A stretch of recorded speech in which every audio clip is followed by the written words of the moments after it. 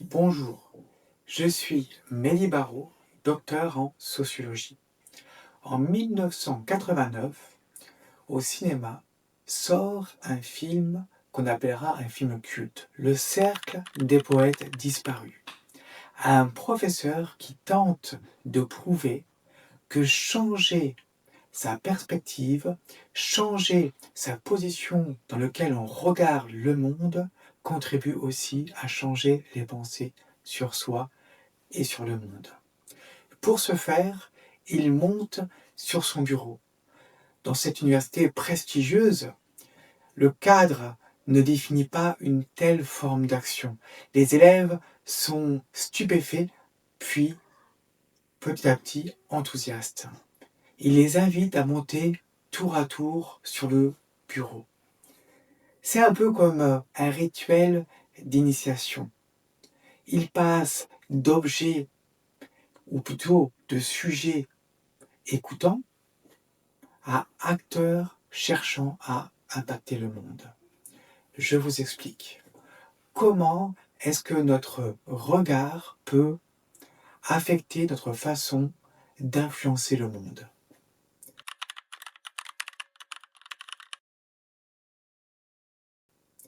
L'expérience Pygmalion. Dans cette expérience, on a fait un test fictif. Puis on a pris des professeurs et on leur a dit voici les résultats de ce test. Cette classe est une classe très performante et puis celle-ci est une classe vraiment pas du tout performante. Alors vous allez leur donner cours. Quand le professeur s'est trouvé face à cette classe dont il pensait qu'ils étaient une classe très performante, alors il s'est adapté à cette position.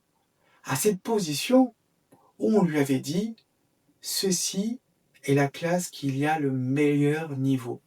De ce fait, quand un élève pouvait échouer, le prof ne se disait pas cet élève est mauvais, il faut vraiment que je puisse le ramener à la solution par la contrainte ou autre chose. Il se disait j'ai mal expliqué, il faut que je me remette en question car cette classe est vraiment une classe faite d'élèves avec des très bonnes performances.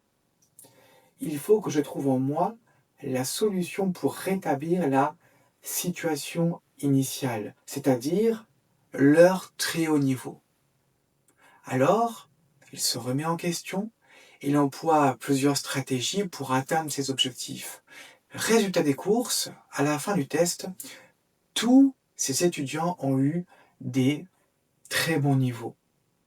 Ce que le professeur ignorait, c'est que, dans la vérité, il n'en était pas ainsi. Il y avait des élèves avec des très bons niveaux dans cette classe, mais il y avait aussi des élèves avec des niveaux moyens, il y avait des élèves habitués à des très bas niveaux. En fait, les élèves avaient été choisis complètement de manière aléatoire, ou on pourrait dire autrement, complètement au hasard. Le professeur qui s'est retrouvé devant la classe dont il pensait que c'était des élèves à un niveau très bas, il n'a pas eu la même démarche intellectuelle. Pourquoi? Parce qu'il ne se trouvait pas dans la même position.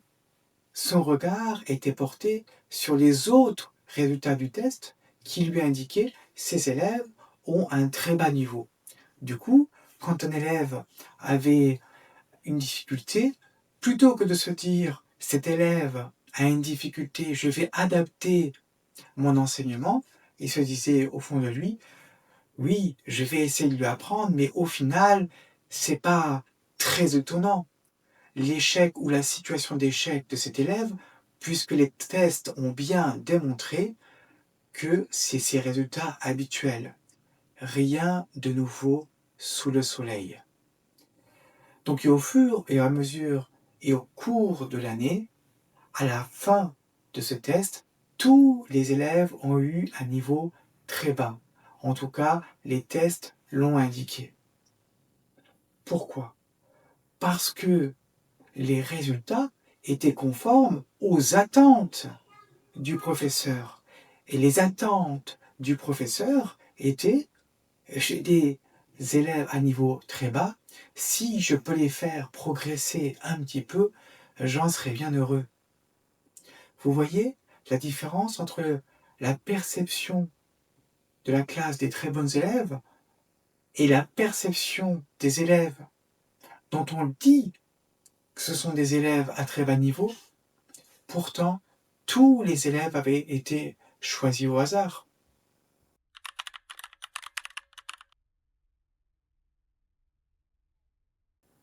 Est-ce que vous voyez maintenant comment est-ce que notre regard sur le monde, comment est-ce que notre position sur le monde peut impacter la façon dont on se regarde, dont on regarde l'autre et dont on peut impacter le monde?